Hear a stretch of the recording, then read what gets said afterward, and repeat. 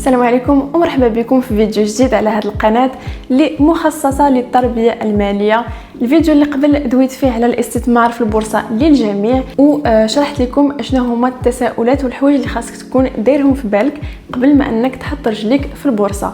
جاوبت كذلك على شنو الاختيارات اللي قدامك انت سواء كمستثمر مغربي او مستثمر خارج المغرب. ولكن في الفيديو ديال اليوم قررت انه نرجعوا واحد شويه خطوه الى الوراء، وقبل ما ندويو على الاستثمار ندويو اولا على شي حوايج كنديروهم كيبعدونا على الاهداف الماليه ديالنا وكيبعدوك على انك تحقق او لا تبني واحد الثروه ديالك. قبل ما نبدا خليني نعرف براسي. سميتي كوثر، التخصص ديالي الفينانس والويلث مانجمنت، خدامه في الفينانس اكثر من 4 سنين هذه على ما يسمى بصناديق الاستثمار. يلا نبداو على بركه الله. فاش كندويو على عادات اللي كيمنعوك من انك تحقق الاهداف الماليه ديالك، فاول حاجه عدم وضع هدف مالي اصلا. ما يمكنش انت باغي تحقق واحد الهدف مالي وانت اصلا ما وضعتش هذاك الهدف. راه بحال الا قلتي خرجتي بالطوموبيل وشاد الطريق فين الله اعلم، يعني غادي بواحد الطريقه عشوائيه. الدماغ ديالنا راه سبحان الله محتاج واحد الهدف بسيكولوجيكمون كيخلي عندك واحد الموتيفاسيون وواحد الطاقه اللي كتعاونك توصل فين بغيتي. واتونسيون راه الهدف المالي ما خصوش يكون شي حاجه لي جينيرال بزاف، يعني تقول مثلا انا الهدف المالي ديالي هو انني نكون مرتاح ماديا. الدماغ ديالك محتاج لشي حاجه ملموسه وقابله للقياس باش يقدر يعطيك هذاك التحفيز. مثلا عندك واحد الكريدي بغيتي تحيدو عليك، فكتقول مع راسك انا باغي نحيد عليا هذا الكريدي ديالي قبل الوقت ديالو من هنا 3 سنين. فهنا ما كتبقاش كتضيع الوقت ديالك في بزاف ديال الحوايج، كتكون قادر على انك تركز على الهدف ديالك. والا بغينا نرجعوا للمثال ديال الطوموبيل، يعني راك خارج دابا وعارف راسك بالضبط فين غادي، دير لوكاليزاسيون، كتبتي لادريس في جوجل مابس وصافي غادي نيشان. اما الا خرجتي بالطوموبيل وما عارفش راسك فين باغي تمشي، كتقول باغي نمشي لواحد البلاصه زوينه، ما عرفناش حنا في هذه البلاصه زوينه شنو كنقصد بها، فين باغي تمشي. غادي تبقى كتضيع في ليسانس، يعني كتحاول تقلب هنا وتشوف هنا وانت ما عرفتش راسك فين غادي.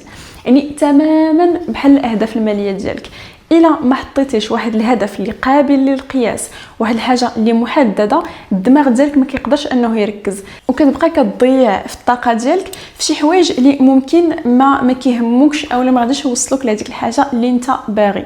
وحاجه اخرى اللي مهمه هي انك تعطي لراسك واحد الامد، يعني واحد الديدلاين، وبجوجهم لا هذاك الهدف المالي ديالك او الامد اللي غادي تعطيه خاصهم يكونوا عقلانيين. ماشي تكون متحمس بزاف وتعطي لراسك واحد مثلا واحد الهدف مالي اللي كبير بزاف، او لا تعطي لراسك واحد الامد اللي قريب بزاف ومن بعد فاش كتلقى راسك ما قادرش انك تحققه يبقى فيك الحال. فخاصك تكون صريح مع راسك وواعي بلا سيتوياسيون ديالك. ثاني حاجه كتخليك بعيد على الاهداف الماليه ديالك هي المصروف قبل الادخار. بزاف ديال الناس فاش كيوصلهم السالير ديالهم اولا داك المدخول ديالهم كيبقاو كيصرفوا وكيقولوا مع راسهم حتى نسالي المصاريف ديالي وداكشي اللي بقى لي في الاخر ديال الشهر غادي ندخروا. ولكن راه مع الاسف راك كتصعب القضيه على راسك بزاف خصوصا في هذا العصر اللي ولينا عايشين فيه.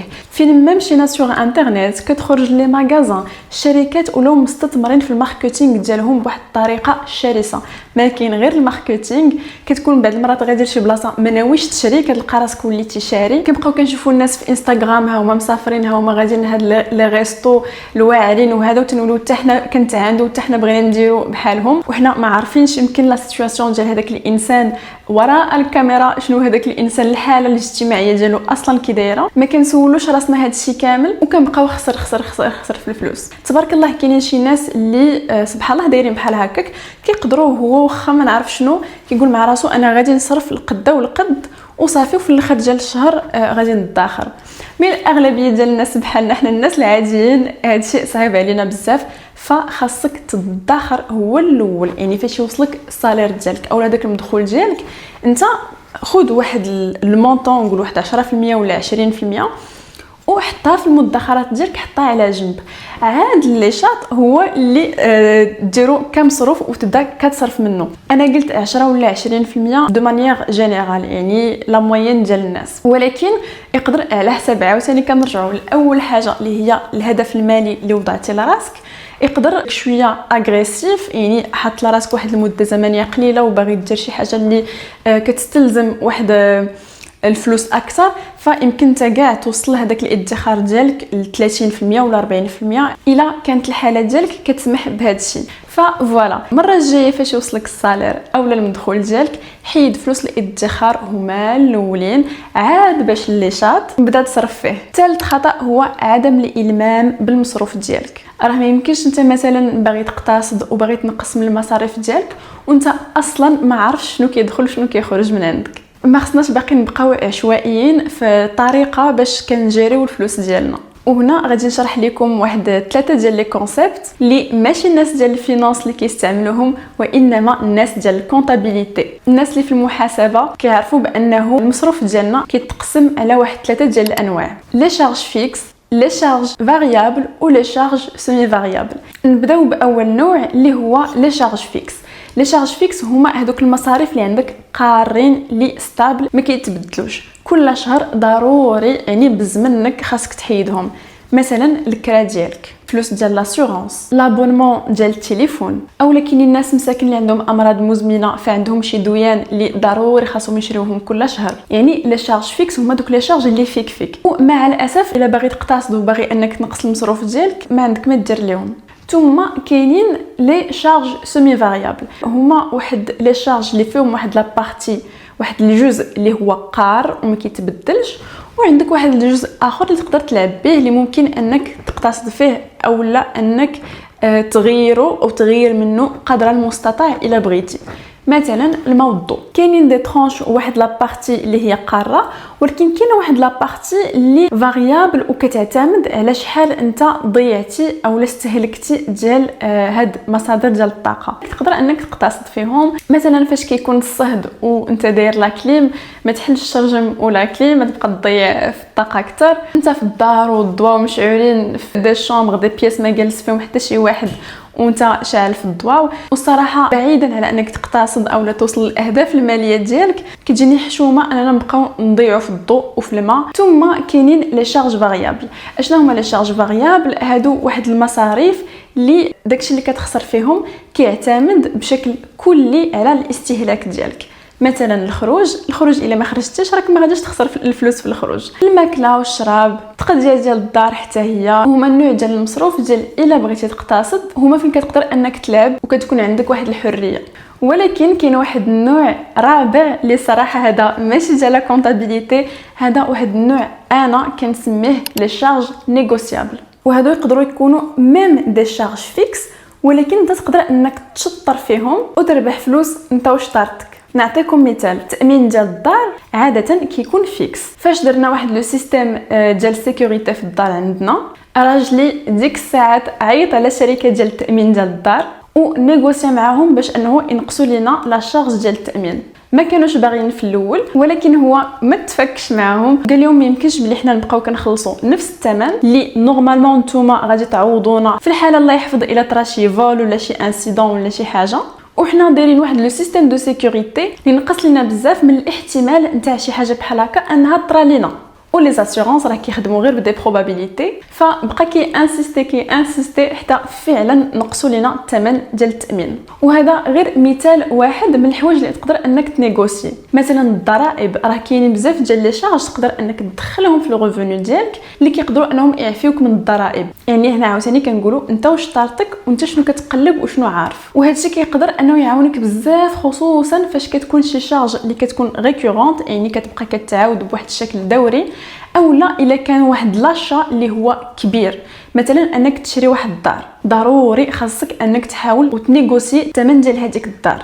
الا قدرتي تنقص حتى 5 المليون 10 المليون وبعض المرات راه اكثر، راه هذوك الفلوس زايدين فيك والو ما تفكش، خصوصا الا كانت شي حاجه كتشوفها باللي راها من الحق ديالك. ثم رابع خطا كيديروه بزاف ديال الناس هي زياده المصروف مع زياده الدخل، سواء كيتزادوا في الصالير في الخدمه ديالهم اولا كيتحولوا كيمشيو لشي خدمه اللي الصالير فيها كيولي مزيان، وبلاصه ما انهم يحافظوا على هذيك الزياده اللي تزادتهم ويحاولوا يزيدوا من الادخار، فكيولي هو كيفكر باغي يبدل الدار فين ساكن. كان كيخرج مره في السيمانه ولا دابا بغى يخرج 2 المرات في السيمانه، باغي يبدل الطوموبيل. وراه هذا اكبر خطا، لحقاش ها هو تزادك في الصالير ولكن بقيتي انت في بلاصتك. خصوصا الا كانت الحاله ديالك ماشي شي حاجه اللي هي خايبه. ما كندويش على مثلا انسان تزوج وساكن مع دارهم وكاينين مشاكل وتزادك في الصالير ونقول لك لا بقى مع داركم. كاينين شي حالات اللي ممكن انه فاش كيتزاد كداك الصالير راه كيكون اخيرا. اما الا انت الحمد لله مثلا باقي صغير كنتي كاري مع الدراري وترونكيل وراك بوحدك سيليباتير، فما كاينلاش انك تمشي تضوب الكرا ديالك باش انك تعيش بوحدك، لحقاش في الاخر كتولي هذيك الزياده ما زادتك والو. ما فيها باس انك تفرح براسك، تزادك في المدخول ديالك، تشري لك شي حاجه يعني بحال قلتي تكافئ بها راسك، نقولوا على داك المجهود ديالك، واحد الويكاند برولونجي في شي بلاصه تسافر تفرح براسك وبس. خامس خطأ هو عدم المصروف حسب الأولويات. راه ربي فرق الريوس، راه الأولويات ديالي أنا ماشي هما الأولويات ديال صاحبتي، ماشي هما الأولويات ديال ولد خالتي. كل واحد فينا وشنو كيفرحوه والحوايج اللي فعلا كيزيدوك وكيحسنوا لك من الجوده ديال الحياه ديالك، يعني كيحسنوا لك من لا كاليتي دو في، وهادو هما الحوايج اللي خاصك تصرف فيهم. نعطيكم واحد المثال. انا واحد الانسانه اللي مهم جدا بالنسبه ليا انه لا سال دو سبور لاش كنمشي تكون واعره، كيخص يكون فيها ان سبا، اون بيسين، التجهيزات ديالها انهم يكونوا زوينين. لحقاش اكتشفت انه فاش كنمشي لون سال دو سبور بحال هكاك، اول حاجه كنولي اصلا كنتشهى نمشي لا سال دو سبور اكثر وانني نتريني اكثر، وفاش كنمشي كنكون مرتاحه، وهذا الشيء كامل كيساهم في انه تزادني في الانرجي ديالي، نولي واحد الانسانه منضبطه اكثر، كنحس براسي الدماغ ديالي كيتنقى وكنبقى موتيفي ماشي غير في الرياضه ولكن في حياتي دو مانيير جينيرال. ولكن بالطبع هاد لا سال دو سبور هادي غادي تكون زايده في الثمن على لي زوطخ سال دو سبور، ولكن هاد الثمن اللي زايد انا بالنسبه ليا كيستاهل بشده. ولكن في المقابل كنقص بزاف المصروف ديالي في الحوايج اللي بالنسبه ليا انا شخصيا ماشي من الاولويات، او لا كيف ما قلت ما كيحسنوش من الجوده ديال الحياه ديالي. مثلا شحال هذا كنت واحد الانسان اللي جادور الشوبينغ، وكل سيزون تقريبا كيخصني ندير لها الشوبينغ ديالها، ولكن مع الوقت اكتشفت بان هذاك الشيء من غير انه كيضيع ليا فلوسي، ولكن كان كيعطيني واحد الفرحه اللي محدوده جدا زمنيا. يعني فاش كتشري شي حاجه زوينه كيعجبك الحال، كتحلها كتقيسها ميك اب جديد، ولكن من بعد غد ليه صافي ما كنلقى راسي ما كنحسش بحتى شي حاجه. مثلا هذيك لا روب جديده اللي شريت ولا هذاك الميك اب راه ما كنبقاش كل صباح كنفيق كنقول واو راني شريت هذه الحاجه راه زوينه وعجبني الحال. كيعجبك الحال ديك الساعه بوتيتر دوك المرات الاولين فاش كتلبسها، ومن بعد راه صافي. فاكتشفت انه هذه شي حاجه اللي ما كتحسنش ليا من الجوده ديال الحياه ديالي، وحاولت نخدم على هذا الادمان، لحقاش والله الا الشوبينغ ادمان، لحقاش كيطلع لك الدوبامين بزاف في الدماغ ديالك، وكيجيني الدماغ ديالك واحد الوقيته راه كيولي كيبغي يشري الجديد غير على قبل انه هذيك الدوبامين اللي كيطلع لك وهذيك الفرحه اللي كتفرح وصافي. ولكن كاينين شي حوايج اخرين واخا بالنسبه لي انا شخصيا راهم ماشي مهمين، راه واحد اخر راه بالعكس غادي يكونوا حوايج اللي كيزيدوه في الطاقه ديالو. كاين اللي بالنسبه ليه ضروري انه يتلاقى مع حبابو وصحابو واحد جوج المرات في الاسبوع على الاقل، ويخرجوا ويديروا بلانات ويمشيو هنا ويمشيو لهيه، وهذا الشيء بالطبع شي حاجه اللي حتى هي كيكون عندها واحد التكاليف. ولكن بالنسبه لهذاك الانسان فاش كيدير هذا الشيء كيرجع بواحد الطاقه وواحد الانرجي، يمكن بواحد لا موتيفاسيون. فهذاك الانسان مثلا ممكن انه يخصص واحد الجزء من المصروف ديالو لهذا الشيء. انا شخصيا صراحه لا، انا واحد الانسان اللي نقدر نبقى جالسه في الدار شهر ما نخرج، ما عنديش اشكال نهائيا.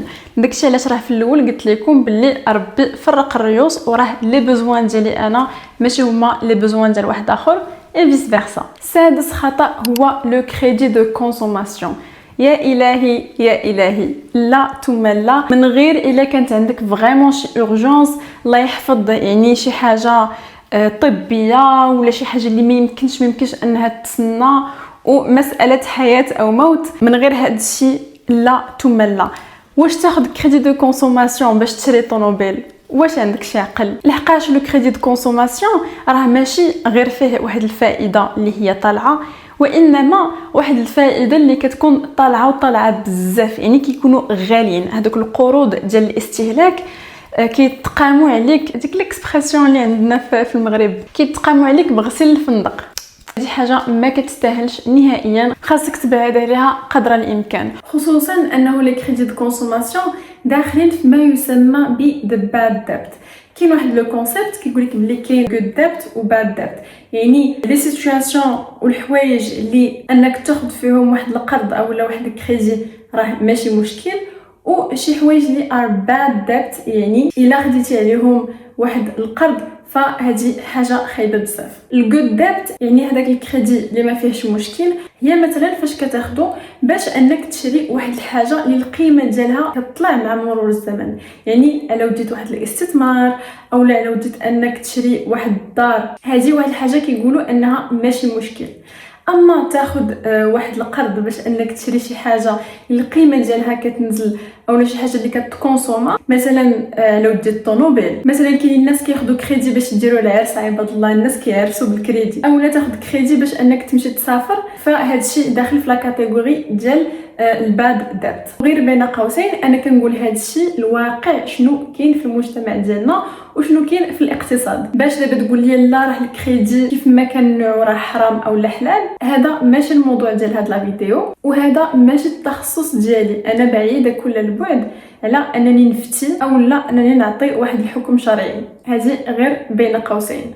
وكنبقاو في نفس لو تيم ديال كريدي دو كونسوماسيون، يعني هذاك القرض ديال الاستهلاك، انك تشري الحاجه بالتقسيط ولو بدون فائده. راهو فاش كتشري شي حاجه بالتقسيط كتمشي لشي بلاصه، كتمشي للمرجان ولا شي حاجه وكيقول لك هذه خلصها على جو نسي با 6 شهور ولا شي حاجه، راه غالبا كتكون واحد الفائده، يعني هدزتي عليك واحد لا شارج واحده اخرى. ولكن ولو انه يكون بدون فائده وهذاك الكريدي فابور انك تشري بالتقسيط، انا كيجيني كاين واحد الجانب النفسي اللي خطير وهو اللي فيه المشكل. لحقاش فاش كتشري شي حاجه بالتقسيط وكتخلص غير واحد الجزء، نقولوا مثلا 10% ديك الساعه، الدماغ ديالك شنو كيتسحاب ليه؟ الدماغ ديالك كيتسحاب ليه باللي راك خسرتي غير 10%، فانت بواحد الطريقه لا واعيه كتقدر تلقى واحد الحاجه اخرى وكتعاود تشريها حتى هي بالتقسيط، لحقاش عاوتاني الدماغ ديالك كيتسحاب ليه راه غير ديك 10% انت اللي مونجاجي فيها. بشويه حتى كتلقى راسك شريتي بزاف ديال الحوايج بالتقسيط، وفي واحد المده ديال 6 شهور او لا عام، بعد المرات حتى عامين، المصروف ديالك كيدخل كيمشي، لحقاش شريتي شي حوايج بهذه الطريقه هذه. داكشي علاش انا كنمشي ديما بواحد المبدا ديال انه شي حاجه ما قداش عليها، ما عنديش فلوس هذيك الساعه، ما نشريهاش، نقطه الى السطر. المصيبه لقيت دي سيت ديال الشوبينغ، يعني غير ديال الحوايج، حتى هما كي اوفريو هذا البلان هذا ديال انك تشري بالتقسيط وكتبقى شري شري شري شري شري شري، كليك كليك كليك. و ابل باي، دابا ابل باي كتقدر تخلص دغيا كدير غير ديك لا ريكونيسونس فاسيال، الفلوس دازو تحيدو من الكونط. فبليز بليز بليز بليز بليز الا بغيتي دير شي خير في راسك، عمرك تقرب الكريدي دو كونسوماسيون، وكيف ما قلت حاجه من الكماليات ما عندكش فلوس ديالها ديك الساعه ما تشريهاش، جمع ليها فلوس حتى وكان يكونوا عندك وديك الساعات الا بغيتي تشريها. اتفقنا؟ اوكي صافي، برافو.